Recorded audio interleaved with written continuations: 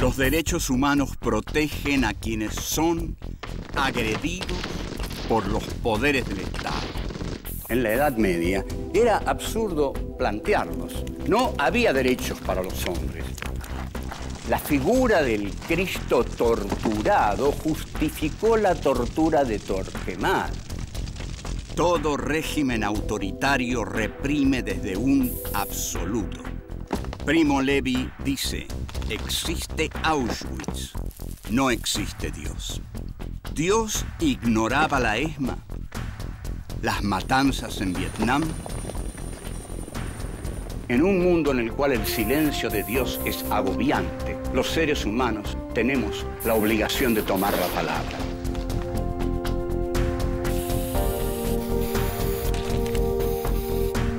Filosofía aquí y ahora 5. Filosofía y derechos humanos. Encuentro 7. Los intelectuales y el poder. 1. El discurso del rectorado.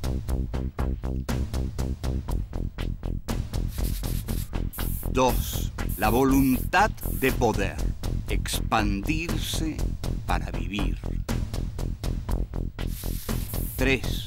¿Es posible la disidencia en un régimen de terror? 4. El hombre como ser padeciente. 1. El discurso del rectorado.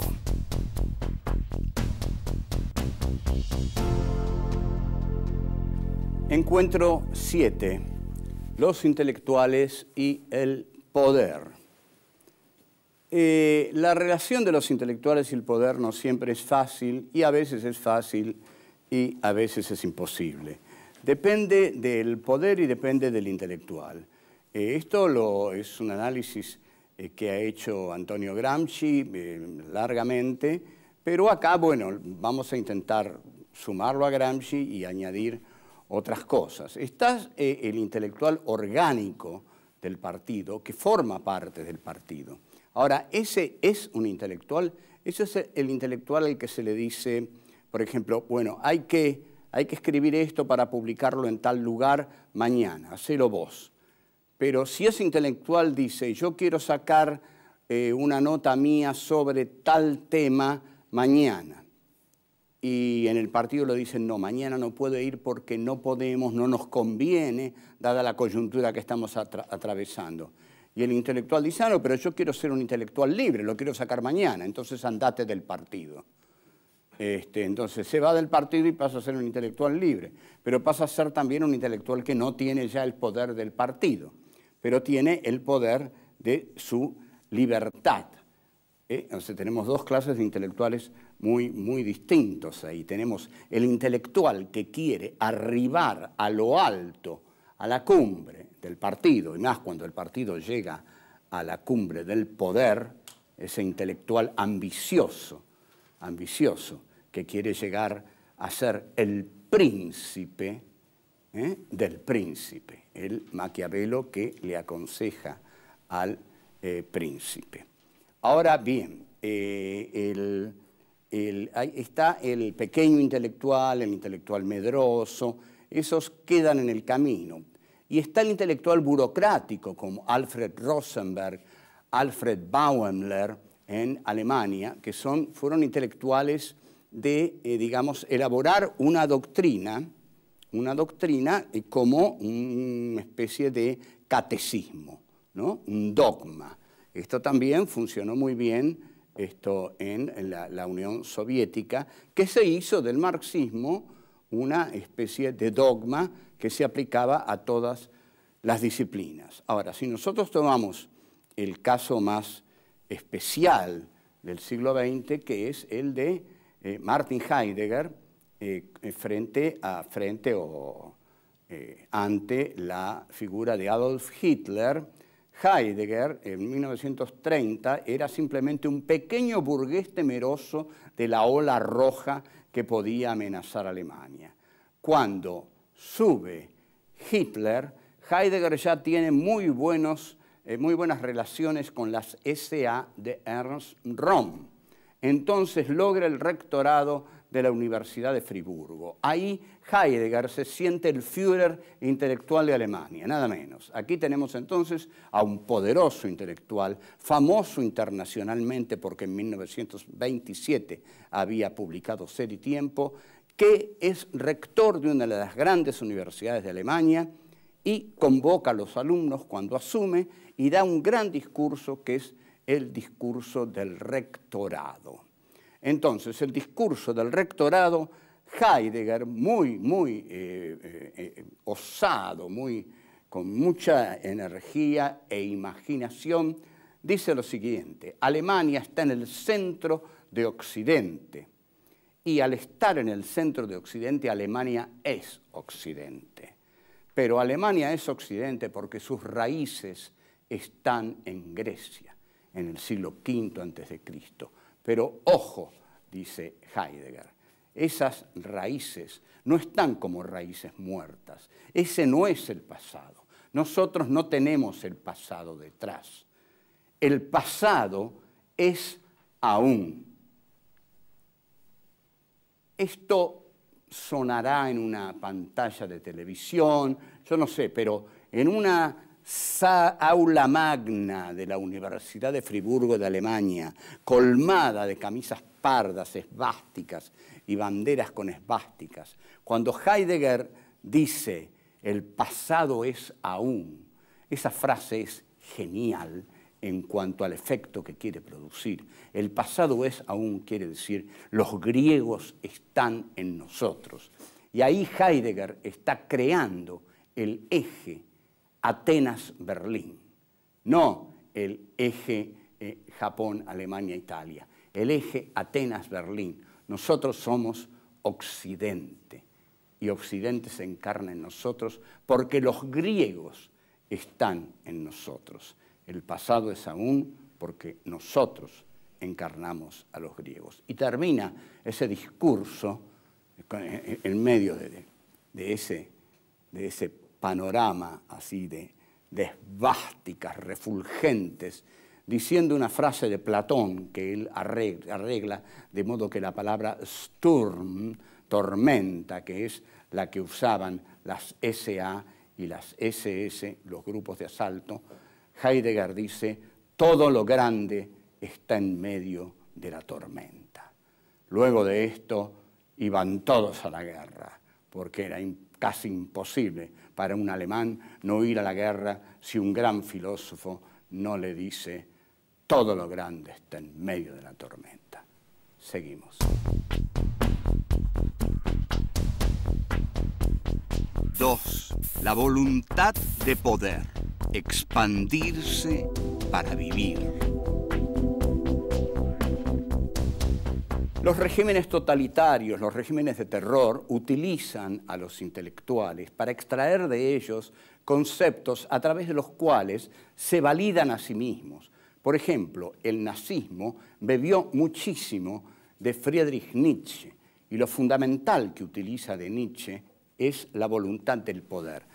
Voy a explicar el nazismo muy brevemente. Ustedes ubíquense así. Alemania llega tarde al reparto del mundo, porque llega tarde a su unidad nacional. 2.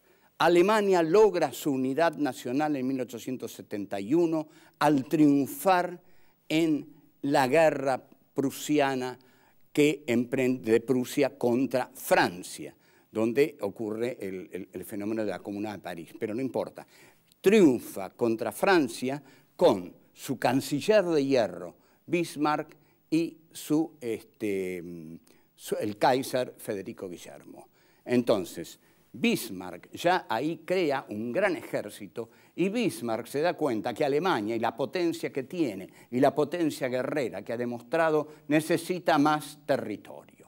Entonces, esta necesidad de expansión de Alemania lleva en gran medida a la guerra mundial, que Alemania no pierde, sino que se retira por cuestiones políticas de la socialdemocracia. Entonces, el Tratado de Versalles es vivido por los grandes nacionalistas alemanes como una claudicación, como una vergüenza. 3.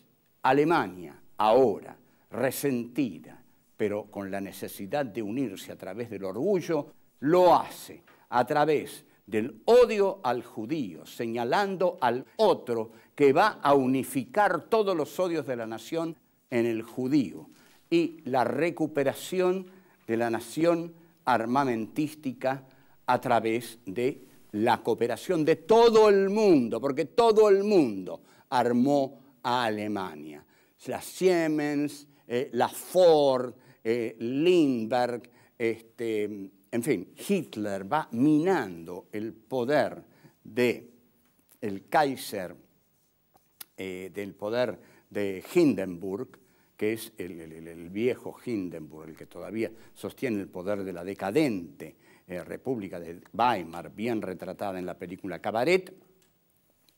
Y cuando Hitler llega al poder, entonces los relatos de Nietzsche ya se han legitimado. ¿Cuál era el relato de Nietzsche?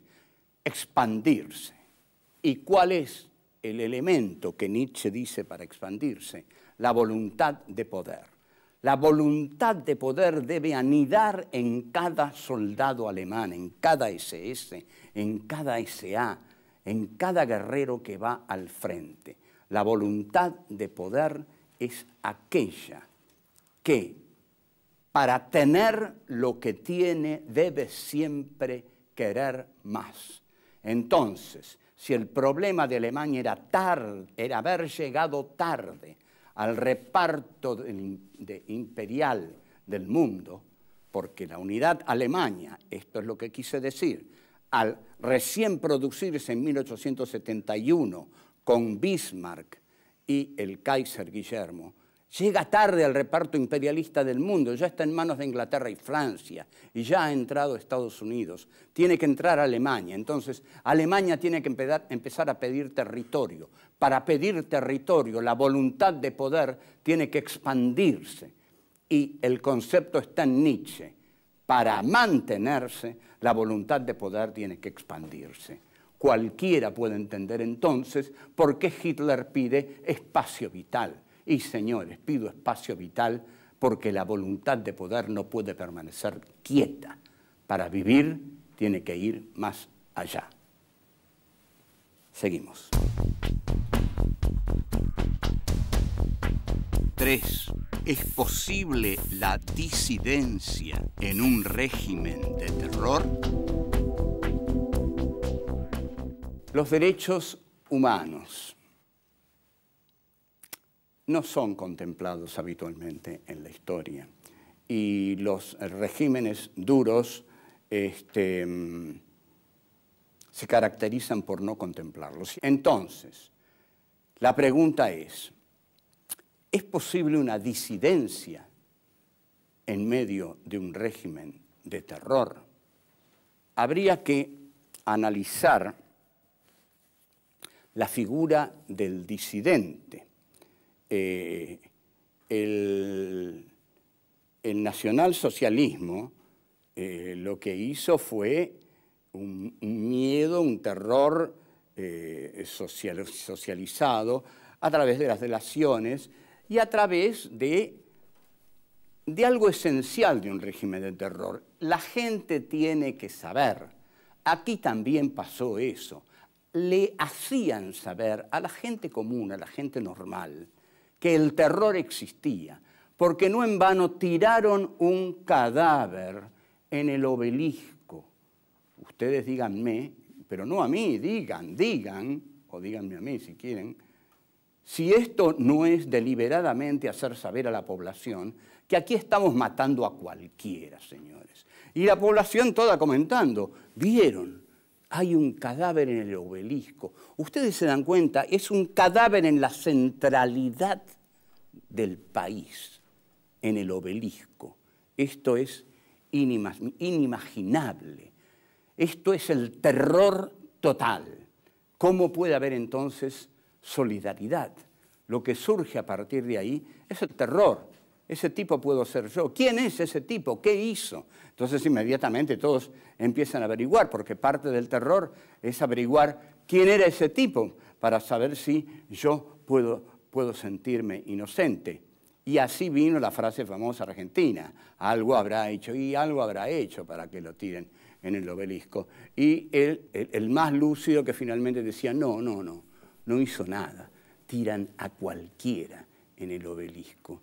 Y la frase que muchos se decían entre los que se reunían para buscar seguridad era a cualquiera por cualquier cosa. Entonces esta es la frase del terror.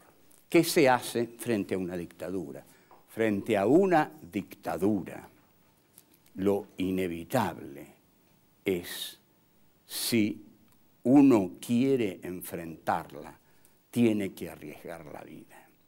La joven Sophie Scholl en Alemania, de apenas 20 años, apenas, más o menos, arriesgó su vida a esa tan tierna edad y la guillotinaron. Por lo menos no la torturaron, no la maltrataron, la guillotinaron. Pero esa joven habla en pos un poco de la dignidad de Alemania, pero una joven no va a salvar a Alemania, como tampoco el atentado a Hitler que le hace la élite militar va a salvar el honor de Alemania. Quiero detenerme en esto. ¿Qué es tirar a alguien en el obelisco? Es decir, cualquiera puede morir, nadie está salvo, que nadie haga nada contra nosotros, porque va a terminar ahí, en el obelisco. Entonces, la pregunta es, ¿cómo es posible una disidencia? ¿Qué implica una disidencia? Una disidencia implica el riesgo, aceptar el riesgo a morir dentro de un régimen de terror. Aceptar el riesgo a morir.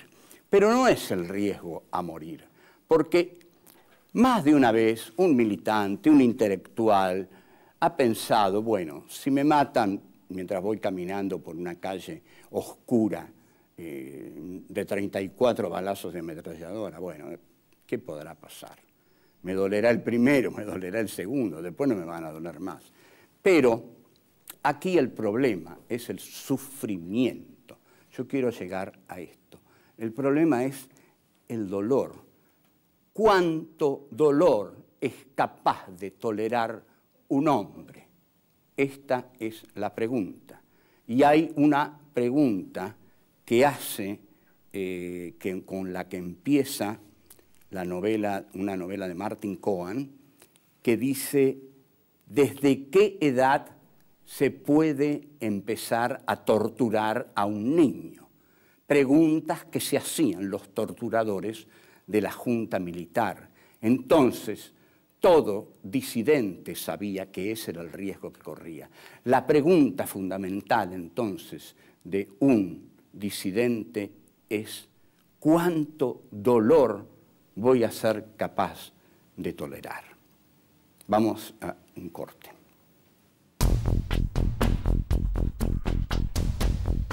Cuatro. El hombre como ser padeciente.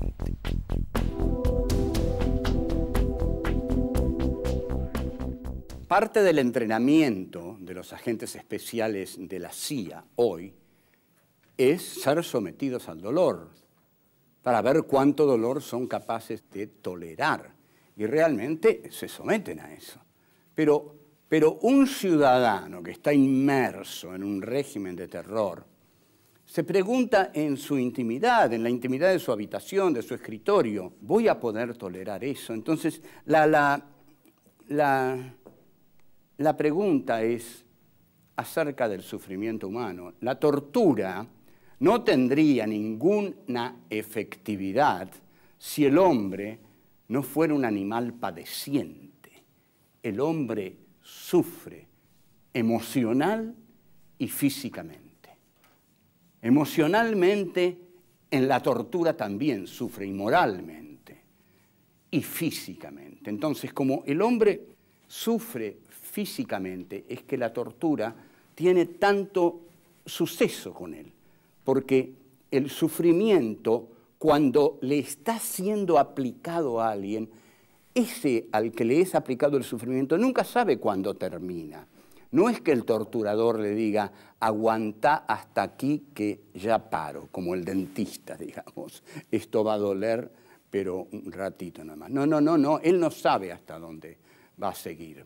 Entonces, hay intelectuales, sin embargo, que se largan a la lucha, a afrontar lo que venga. Bueno, un Rodolfo Walsh, por ejemplo.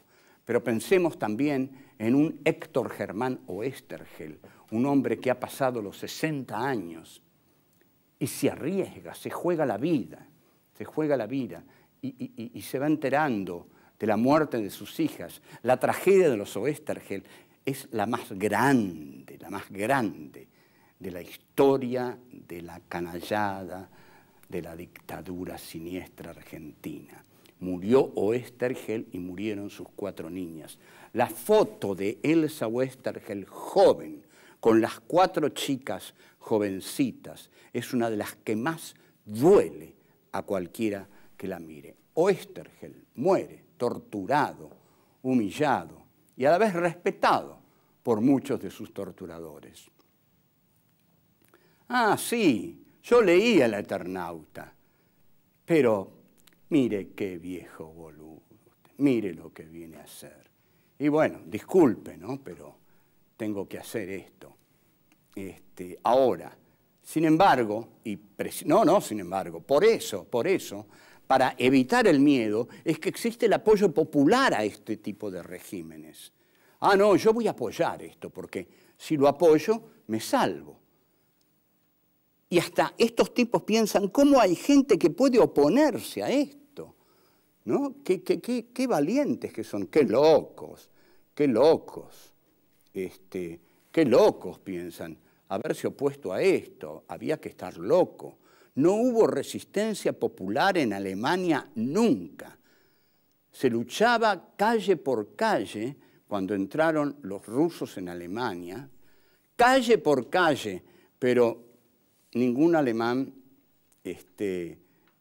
civil salió a hacer nada, no hubo nada armado porque no se había armado antes.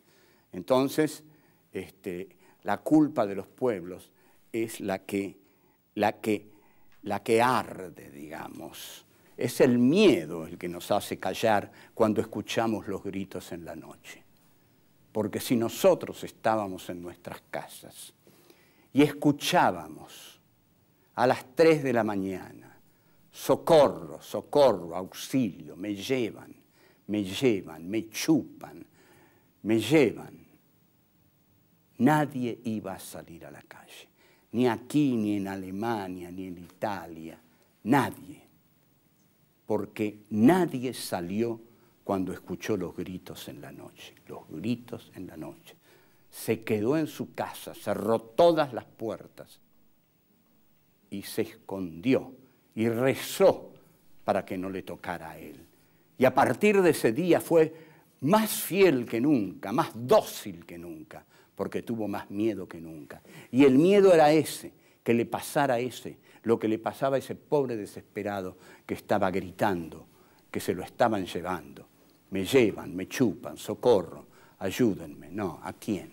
¿A quién?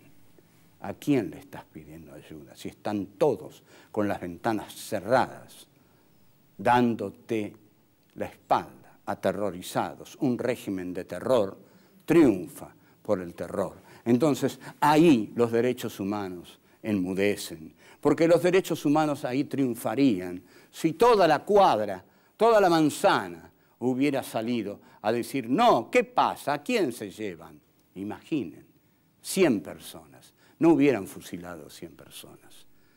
Y entonces, no es solo el intelectual tiene más responsabilidad quizás porque carga con una cultura y con una profesión que lo lleva al compromiso. Por el buen vecino del barrio, ¿no? El buen vecino del barrio que se esconde detrás de la puerta. Si todos esos buenos vecinos abrieran la puerta y salieran a la calle, y fueran 100, y fueran 200, no se los llevaban a ese, no se los llevaban. Mirarían absortos, sin poder comprender lo que acababa de ocurrir. la solidaridad. Dirían, ¿qué es esto? La solidaridad. Seres humanos que se arriesgan por otro ser humano. Sí, incomprensible, son idiotas. Salieron a la calle para defender a otro, porque saben que mañana les puede ocurrir a ellos. Y al salir a la calle salieron a defender los derechos humanos. Así se defienden los derechos humanos en una situación de terror. Pero así es como no ocurre nunca. Lo lamento. Chao.